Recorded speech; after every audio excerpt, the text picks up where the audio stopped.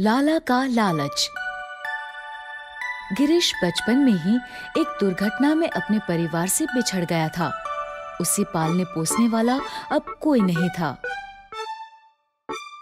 लेकिन कहते हैं ना कि जिसका कोई नहीं होता उसका ऊपर वाला होता है। गिरीश के साथ भी कुछ ऐसा ही हुआ। एक दिन वो अकेला एक रास्ते से गुजर रहा था। रास्ते में आम का एक घना पेड़ था। बहुत तेज धूप है, थोड़ी देर उस पेड़ की छांव में लेट जाता हूँ। गिरीश पेड़ की ठंडी छांव में सुस्ताने के लिए लेट गया। उसे बहुत भूख लगी थी, लेकिन खाना खरीदने के लिए पैसे नहीं थे। उसने सोचा कि पेड़ पे लगे आमों से ही आज भूख मिटा लेता हूँ। बड़ी भूख लगी है, सोने से पहले कुछ आम ही खा लेता हूँ। जैसे ही उसने आम तोड़ने के लिए पत्थर उठाया, उसे किसी की आवाज आई। रुको, कृपया पत्थर मत मारो।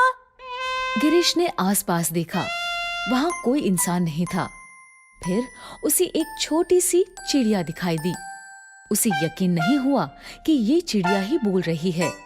लेकिन तभी चिड़िया फिर से बोली, अगर तुम पत्थर फेंकोगे तो मेरा घोंसला टूट जाएगा। मुझे बड़ी भूख लगी है, इसलिए आम खाना चाहता था। लेकिन कोई बात नहीं, तुम डरो मत, मैं पत्थर नहीं मारूंगा, कुछ और इंतजाम कर लूंगा। गिरीश की दयालुता देखकर वो बोली, तुम कितने दयालु हो। 2 मिनट रुको, मैं अभी आई। चिड़िया उड़ी और कहीं चली गई। कुछ ही देर में लौटी। उसके मुंह में एक चमकता मोती था।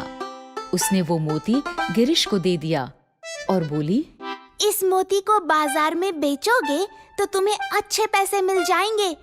फिर उन पैसों से तुम्हें जो मन करे तुम खा लेना। धन्यवाद प्यारी चिड़िया, इससे मेरा आज के खाने का काम तो हो ही जाएगा। आज ही नहीं, मैं तुम्हें रोज एक मोती दे दिया करूंगी। बदले में तुम आने जाने वालों से मेरे घोंसले की रक्षा कर देना। चिड़िया का प्रस्ताव सुन के गिरीश खुशी खुशी राजी हो गया। गांव में जाकर वो मोती उसने एक लाला को दिया और बदले में कुछ पैसे ले लिए। उन पैसों से उसने भरपेट खाना खाया। अब गिरीश रोज उस पेड़ के नीचे जाता और आने जाने वाले लोगों को पत्थर मारने से मना करता और घोंसले की रखवाली करता। चिड़िया उसे रोज एक मोती दे देती। गिरीश रोज मोती लाला को देके खाने के लिए पैसों का इंतजाम कर लेता। वो मोती नायाब थे। एक दिन लाला ने सोचा, जरूर इस लड़के के पास कोई खजाना है, मुझे छुपके इसका पीछा करना चाहिए। लाला ने गिरीश का पीछा किया। उसने सब देख लिया। तो ये बात है, खजाना इस चिड़िया के पास है। कल मैं इस चिड़िया का पीछा करूंगा। अगले दिन लाला ने चिड़िया का पीछा किया। लाला चिड़िया के पीछे पीछे भागता है। उसने देखा कि चिड़िया दूसरे एक पेड़ के कोतर में जाती है और वहाँ से मोती लेके आती है। ओह, तो यहाँ है खजाना। चिड़िया के जाने के बाद लाला उसी पेड़ के पास गया और उसने मोती निकालने के लिए कोतर में हाथ डाला। लेकिन ये क्या? कुछ ही पलों में लाला चिल्लाते हुए भागा। अरे कोई बचाओ, मुझे सांप ने काट लिया, कोई बचाओ रे। दरअसल उस कोतर में चिड़िया का एक मित्र नागराज रहता था। वो ही उसे रोज मोती लाके दिया करता था।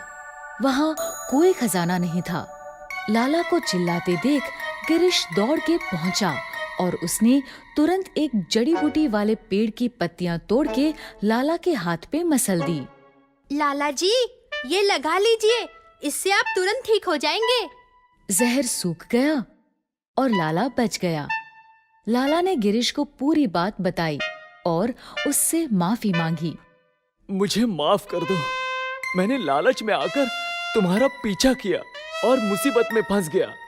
कोई बात नहीं लाला जी, आपकी जान बच गई, मेरे लिए ये सबसे जरूरी है। तुम कितने अच्छे हो।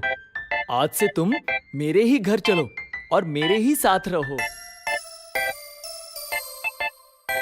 उसके बाद लाला ने गिरीश को अपने ही यहाँ काम पे रख लिया और उसकी लालन पालन की जिम्मेदारी अपने ऊपर ले ली।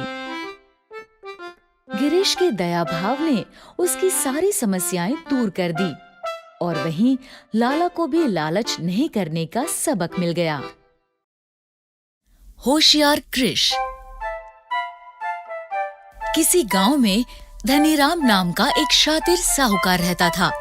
एक दिन उसने गांव में एक अनोखी प्रतियोगिता रखवाई।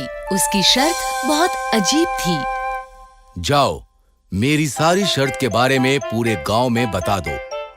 जो भी मेरे प्रश्न का जवाब सही देगा, उसे मैं 1 साल का अनाज मुफ्त में दूंगा।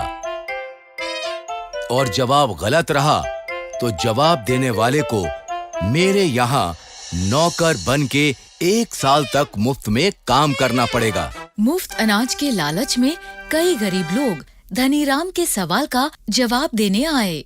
बताइए साहूकार जी, क्या सवाल है? धनीराम ने अपने नौकर को बुलाया। उसके हाथ में 2 हूबहू एक से दिखने वाले गुलाब के फूल थे। बताओ, इन फूलों में से कौन सा असली है और कौन सा नकली? दूर से देखने पर असली नकली की पहचान बहुत मुश्किल थी। ये वाला असली है सरकार। गलत जवाब, ये नकली है। अक्सर लोग गलत जवाब देते और धनीराम की शर्त के अनुसार 1 साल के लिए उसका नौकर बन बैठते। अब तुम 1 साल तक मेरे यहाँ नौकर रहोगे। उसी गांव में कृष नाम का एक बच्चा रहता था। वो बहुत ही बुद्धिमान था। उसे जब धनीराम की करतूत का पता चला तो उसने अपने पिताजी से कहा, पिताजी, मैं धनीराम जी के सवाल का जवाब देना चाहता हूँ। क्या? तुम्हें पता है वो कितना चालाक आदमी है? अगर तुम्हारा जवाब गलत हो गया तो लेने के देने पड़ जाएंगे। कुछ नहीं होगा पिताजी, आप मुझे लेकर तो चलिए। पहले तो कृष के पिता डर गए, लेकिन जब कृष नहीं माना तो वो राजी हो गए। ठीक है बेटा, तुम कहते हो तो चलो, लेकिन ध्यान रहे तुम्हारा गलत जवाब हमें मुसीबत में डाल सकता है। बच्चे को देख धनीराम और भी खुश हो गया और बोला, ठीक है, तुम प्रतियोगिता में भाग ले सकते हो, लेकिन अगर तुमने गलत जवाब दिया तो तुम्हारे साथ साथ तुम्हारे पिताजी भी मेरे यहाँ 1 साल तक काम करेंगे। कृष बुद्धिमान होने के साथ साथ दयालु भी था। उसने कहा, मुझे मंजूर है, लेकिन अगर मैंने सही जवाब दे दिया तो मुझे 1 साल का अनाज नहीं चाहिए।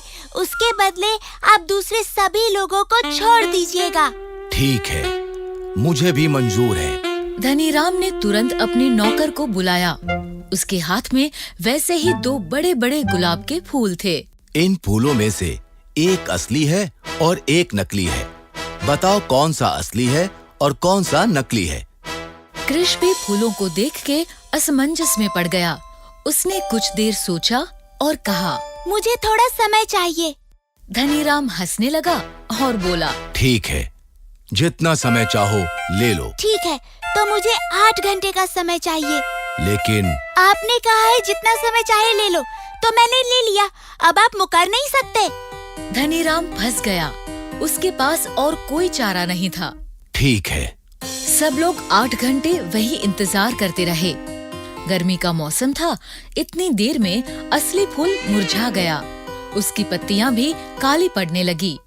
कृष ने आसानी से असली नकली की पहचान कर दी। जवाब सबके सामने है, ये वाला असली है और ये नकली। धनीराम को कृष की शर्त के अनुसार सभी को छोड़ना पड़ा। सभी ने कृष की बहुत तारीफ की। धनीराम हाथ मलते रह गया। धन्यवाद बेटा, तुमने हम पे बहुत बड़ा उपकार किया है। उपकार कैसा काका? एक दूसरे की मदद तो हमें करनी ही चाहिए। दूसरों की मदद करने के लिए ताकत या पैसा ही जरूरी नहीं। हम अपनी बुद्धिमानी से भी किसी की मदद कर सकते हैं।